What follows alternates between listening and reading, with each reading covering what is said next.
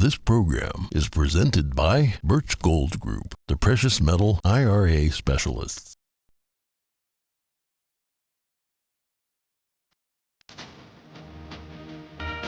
Good morning. In today's headlines, tornadoes in Alabama and other southern states leave a trail of destruction. Some terrifying footage of the storms that left at least 7 people dead.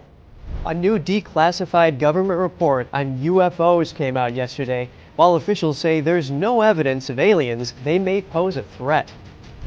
The FDA vaccine advisor calls into question the practice of giving young, healthy people new COVID-19 boosters. And an appeals court upholds a vaccine mandate ban. House Democrats and Republicans are in agreement. U.S. reserve oil should not be going to entities owned by the Chinese Communist Party. We have more on the House vote.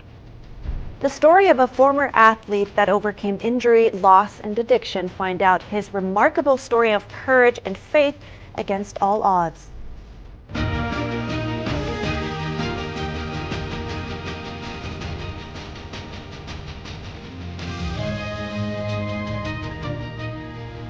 Good morning. Welcome to NTD. I'm Kevin Hogan.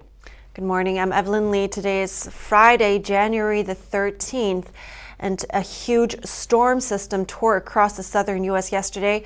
At least 1 person was killed in Georgia, and 6 are confirmed dead in Alabama. Tornadoes ripped through parts of the state. It's estimated around 50 homes were damaged or destroyed. Damage assessments are still coming in. Tens of thousands of people lost power because of severe winds. Some dramatic footage was sent in of both the tornado and the destruction it's left behind. NTD's Jeremy Sandberg reports. Oh my God.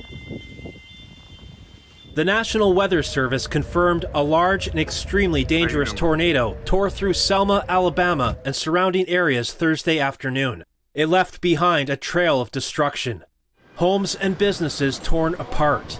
Governor Kay Ivey says at least 24 tornadoes spawned across the state.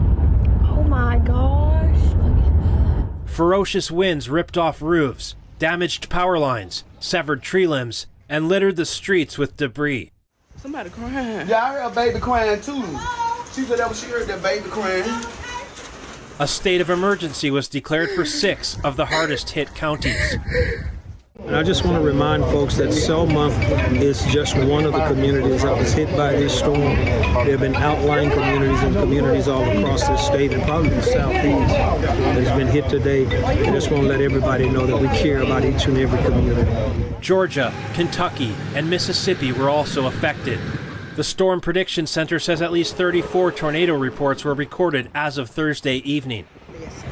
Oh my God, y'all, we blessed. Oh my God. Lord have mercy. Y'all look. Oh Lord, I ain't never been so scared in my life, but I was praying. Lord, protect us. Protect us in this little area. Close to 140,000 customers in Alabama, Georgia, Tennessee, and the Carolinas had power knocked out. The storm caused dozens of injuries and at least 7 confirmed deaths. One of those in Georgia, where a 5-year-old child was killed when a tree fell on top of a car. Jeremy Sandberg, NTD News.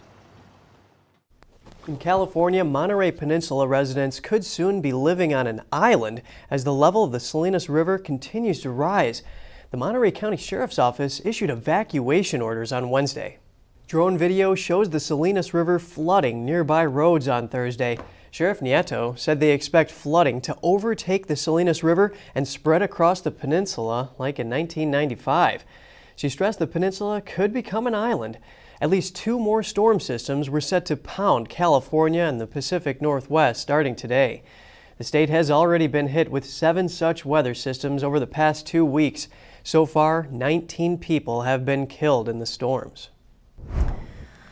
The Director of National Intelligence released a declassified report on UFOs yesterday. It lists 510 reports of unidentified aerial phenomena, or UAPs. The majorities were deemed to be things like drones, balloons, and airborne clutter like birds or trash, but many remain unexplained.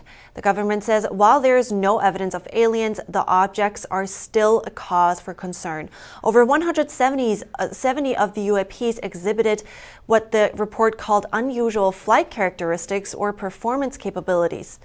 Many were operating in sensitive military airspace. The Pentagon set up an office to streamline the reporting and analyzing process last year. Here's what the Pentagon press secretary had to say about it yesterday. I think one of the key points in this report, given the potential hazard that UAPs do present, notably there's been no reported collisions of military aircraft, or U.S. aircraft rather, and UAPs. Establishing those reporting procedures, what it does, and I think you'll see this in the report, is it allows the collection of data, and more data allows us to be a little bit more rigorous in terms of how we go after investigating these incidents. Now, the classified version of the report includes how many of the objects were found near nuclear power plants or places where nuclear weapons are stored. Pentagon officials say any partial findings are because of a lack of sensor data collection and not evidence of advanced technology or a government cover-up. Lisa Marie Presley, daughter of rock and roll legend Elvis Presley, died at the age of 54 after suffering a cardiac arrest at home. She was rushed to a Los Angeles area hospital on Thursday. Presley was last seen on the red carpet at the Golden Globe Awards just days ago, praising actor Austin Butler's portrayal of her father in the biopic Elvis. He just did such a beautiful job, and his heart was so in it, and it meant so much to him, and it was such an honor for me, and I respected so much what he did. So it was a mutual love and respect that's truly, really came at a really nice time. Her mother, Priscilla Presley, in a statement urged for privacy as the family tried to deal with this profound loss. Lisa Presley was born in 1968 and was the owner of her father's Graceland estate in Memphis, a popular tourist attraction. She was 9 years old when Elvis died at Graceland in 1977. A rock and pop singer-songwriter herself, Lisa's albums To Whom It May Concern and Now What both hit top 10 of the Billboard 200 in 2003 and 2005. She was married 4 times, to pop star Michael Jackson, musician Danny Keough, actor Nicolas Cage, and musician-producer Michael Lockwood, and is survived by 3 children. Her only son Benjamin Keough died in 2020, aged 27. A vaccine advisor to the Food and Drug Administration is questioning whether young, healthy people should get new COVID-19 boosters. He argues those shots should be used for older individuals. NTD's Daniel Monahan has more on the specialist's recommendation. Define who needs it. Prove who needs it. Dr. Paul A. Offit is an FDA vaccine panel advisor and professor of pediatrics at the Children's Hospital of Philadelphia. He wrote in the New England Journal of Medicine that, quote, "I believe we should stop trying to prevent all symptomatic infections in healthy young people by boosting them with vaccines containing mRNA from strains that might disappear a few months later." Don't do this. Don't chase variants. Offit cited 2 studies suggesting that bivalent boosters which target the original COVID-19 strain and 2 Omicron subvariants do not elicit superior immune responses. Sometimes those who are representing public health will make claims about the bivalent vaccine that just aren't true. Offit says those studies suggest that boosting with a bivalent vaccine is likely to have a similar effect as boosting with a monovalent vaccine. However, he stressed that booster dosing is probably best reserved for the people most likely to need protection against severe disease. FDA spokesperson Abigail Capobianco says, quote, "Dr. Offit is entitled to his opinion about the effectiveness of the COVID-19 bivalent vaccines used as boosters. However, she says evidence continues to support the use of the vaccines in all age groups." Meanwhile, Dr. Marty McCary from Johns Hopkins told Fox News about some disturbing numbers from a recent study. In 17 million Medicare beneficiaries, and it found that a 40% increase in myocardial infarction was observed and a 50% increase in pulmonary embolism, or a blood clot to the lung. In related news, a federal appeals court has upheld a ban on compelling workers in Kentucky, Ohio, and Tennessee who work with the federal government to get a COVID-19 vaccine. A federal judge in Kentucky blocked the Biden vaccine mandate in November 2021 for Kentucky, Tennessee, and Ohio. Daniel Monahan, NTD News. A U.S. citizen who crossed into Russian territory last year has been released from Russian custody. Taylor Dudley was released following negotiations by former New Mexico Governor Bill Richardson and his organization, the Richardson Center for Global Engagement. Dudley was backpacking in Europe when he crossed the Polish-Russian border last April. His release comes amid ongoing fractured relations between Moscow and Washington. Dudley's circumstances while in Russia were unclear. His case received no previous media attention. The former Marine's release comes just 1 month after WNBA star Brittany Griner was returned to Washington in a controversial exchange for international arms dealer Victor Bout. Another former Marine, Paul Whelan, still remains in Russian custody. Countering the Chinese Communist Party. Now that's one area of agreement between most Republicans and Democrats. On Thursday, the House banned oil reserve exports from being sent to any entity owned or controlled by the CCP. NTD's Melina Weisskopf reports.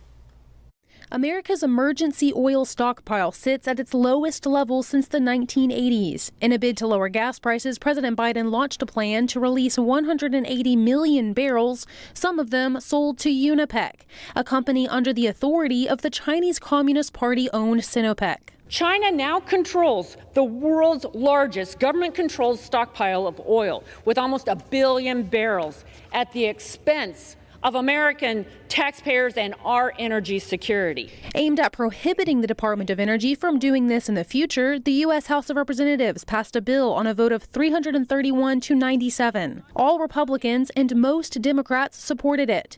Those who opposed it argued that the GOP bears responsibility for exports to China. You know, America should not be exporting our crude oil exports to an adversary. And that was our national policy for 40 years until a Republican-controlled Congress authorized sending American crude oil abroad in 2015. Opposing Democrats called for a broader bill that would ban emergency oil sales to China, North Korea, Iran, and other U.S.-sanctioned countries. Now this bill is headed over to the Senate, where its fate is unclear, but I wouldn't rule out the possibility of it passing the Senate during this Congress. That's because of the bipartisan nature of this type of bill, although Senate Leader Chuck Schumer would need to see this as a priority to bring it to the floor for a vote. Now going back to the House's actions on China so far. So this week they've taken 2 actions with regards to China. Earlier this week they created that bipartisan select committee on China, where they'll be looking at the United States' strategic response to the Chinese regime. We asked Speaker McCarthy what other actions or priorities they have with regards to how to handle China or its influence here in the U.S. Here's what he told me. Because many times we don't speak with one voice from America. What I am trying to accomplish is get members on both sides of the aisle from all different perspectives, not just from a militarily, from financial, from agriculture and others, to bring those jobs back to America, to make sure China's not inside America buying our farmland and others. And Speaker McCarthy did add that he has been in discussion with the Democrat leader Hakeem Jeffries on this issue, so it's clear China will be one of very few areas that will see some bipartisan cooperation over the next 2 years. Reporting in Washington, D.C., Melina Weisskopf, NTD News. Just ahead, a Virginia school district takes new measures to prevent guns from entering its schools. It follows the tragic shooting of a teacher by a 6-year-old boy last week. And Tesla has dropped its electric vehicles prices in Europe and the U.S. The cuts apply to various models across its range. Get the details right here on NTD Good Morning.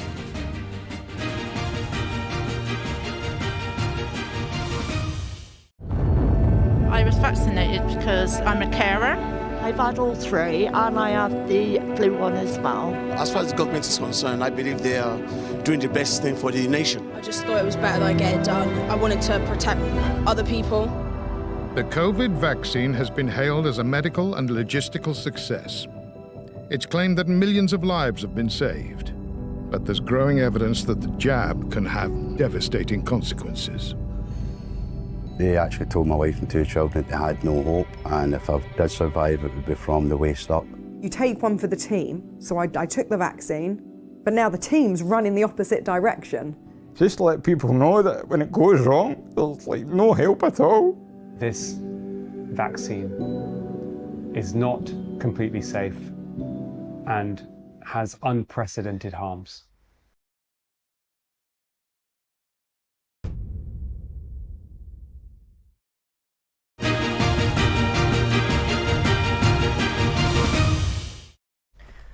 Welcome back. The governors of Wisconsin and North Carolina on Thursday signed orders banning TikTok on government devices. This because of cybersecurity concerns. That makes at least 24 states and the federal government that have prohibited the use of the video app owned by Chinese tech conglomerate ByteDance. Wisconsin Governor Tony Evers extended the ban to vendors, products, and services from other Chinese companies as well. Those include Huawei Technologies, Hikvision, and Tencent Holdings. North Carolina Governor Roy Cooper signed an order directing officials to develop a policy within 14 days. The policy is to prohibit the use of TikTok, WeChat, and potentially other applications. And now over to Europe. The French Data Protection Authority has fined TikTok nearly $5.5 million for privacy violations. It says TikTok users could not refuse cookies as easily as they could accept them. They were also not adequately informed about the purpose of the different cookies. It's a sensitive time in Europe for the video app company. Several European commissioners warned TikTok to respect EU laws and work on regaining the trust of European regulators this week. The Newport News School Board announced Thursday that 90 walk-through metal detectors would be placed in schools across the district. It follows a shooting at Rich Neck Elementary School where teacher Abigail Zwerner was shot by a 6-year-old boy on January 6th. Rich Neck Elementary will be the first school to implement the new measures. Metal detectors are going to start at Rich Neck so that we can get those students in the building. And then the 90 state-of-the-art metal detectors are going in each and every school in our district. Since the Heritage incident, we've had no discovery of firearms in any of our schools.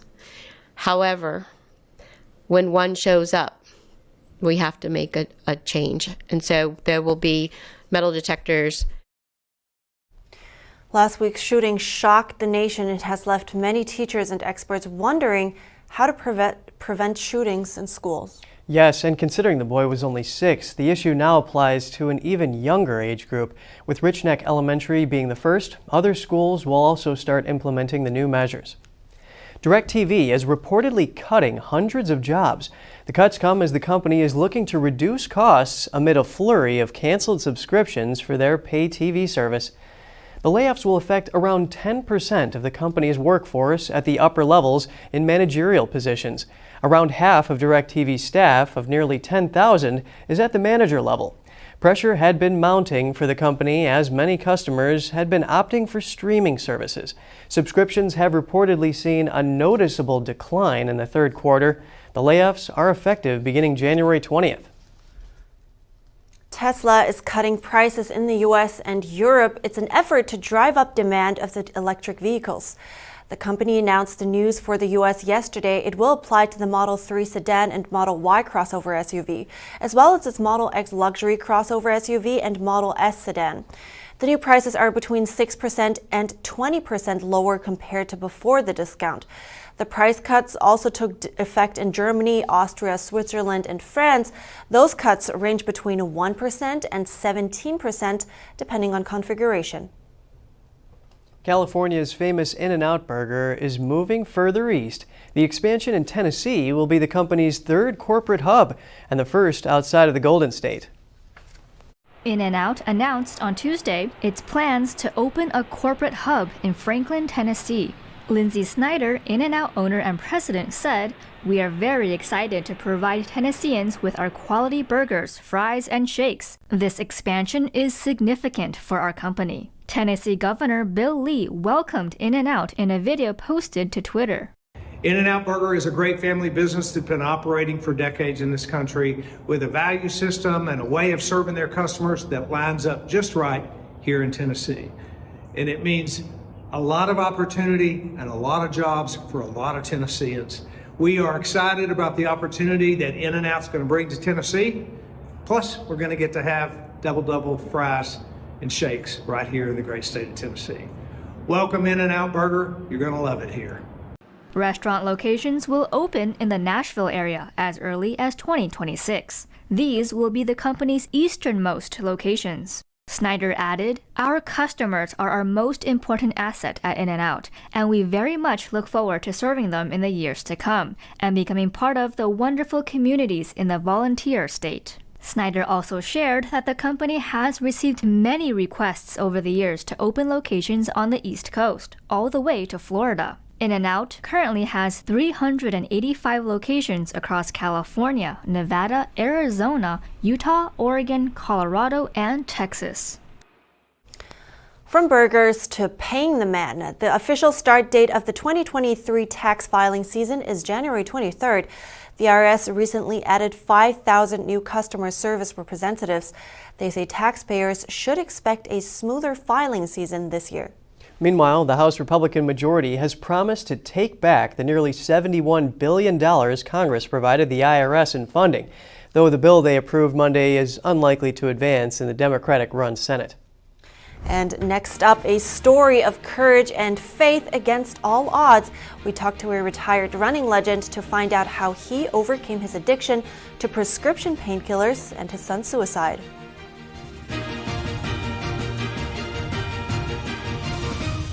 This is Stephen K. Bannon. I urge you to protect your savings from inflation by diversifying into a physical gold IRA from Birch Gold Group.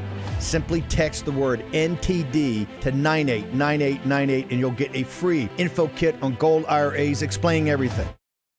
Communism is evil. Oh, come on. Listen, if you're as tired of the censorship as I am, I've actually got good news for you. Check out EpicTV.com. It's a brand new censorship-free video platform where you can find not only my show, but other deep documentaries, great programs, and honest movies that bring you the news without all the spin and the fake narratives. So, I'll see you there. By donating a Lord card to NTD, you'll be supporting real news and free speech. We pick up free and provide documents for tax deduction, making your life easier. Donate your card now, call 833-33-NTD-TV.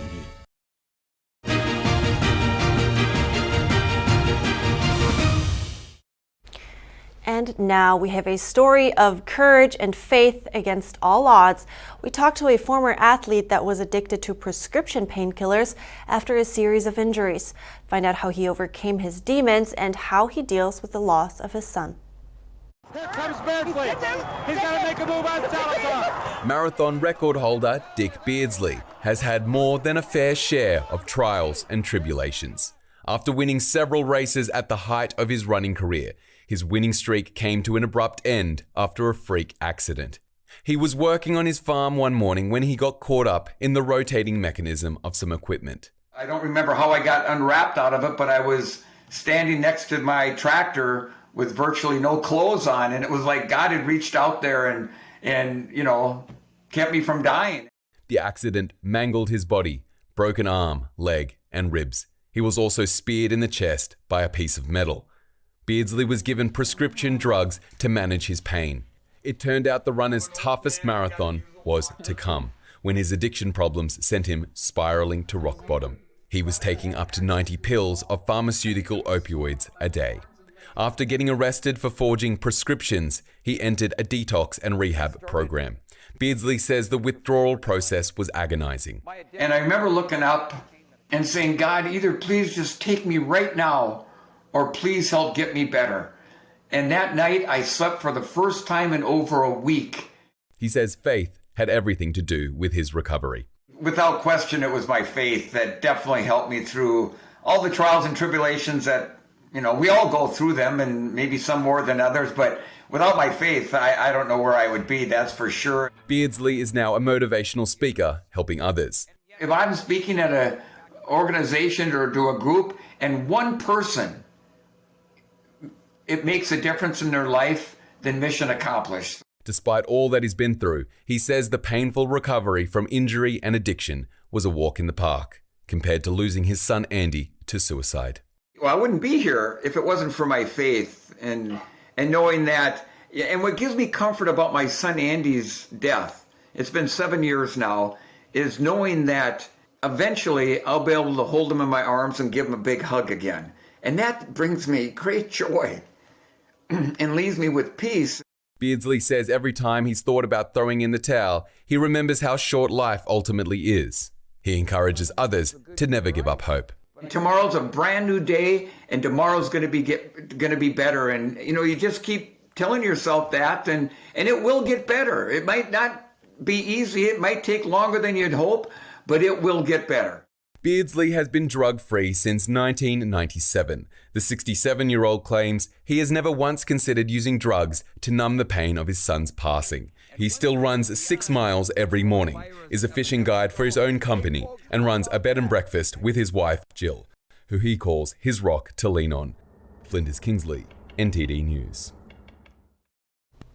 A 9-year-old girl was fossil hunting with her family in Maryland when she made an impressive find, a massive prehistoric shark tooth. Molly Sampson discovered the megalodon tooth in the water at Calvert Cliff State Park.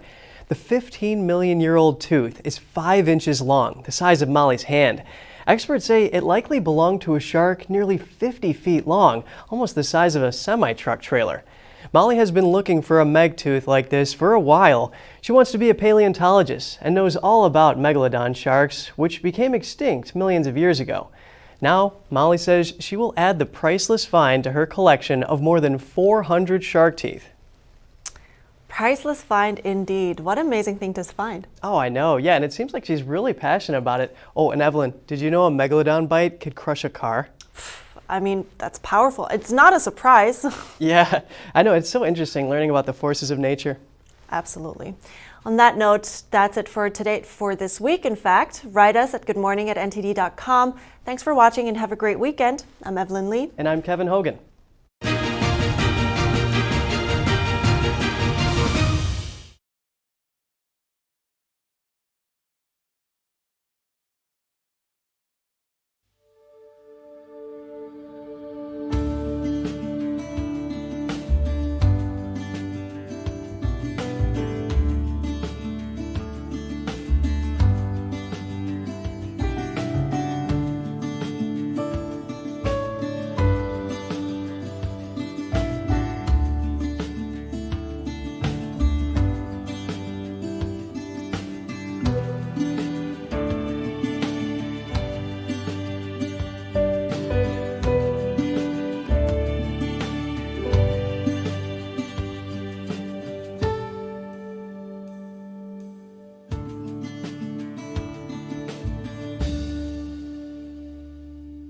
Thanks for watching us on YouTube. Did you know YouTube only keeps selective videos on its platform? So if you want to make sure you get the full picture, just subscribe to our newsletter. Go to newsletter.ntd.com and sign up. It's free.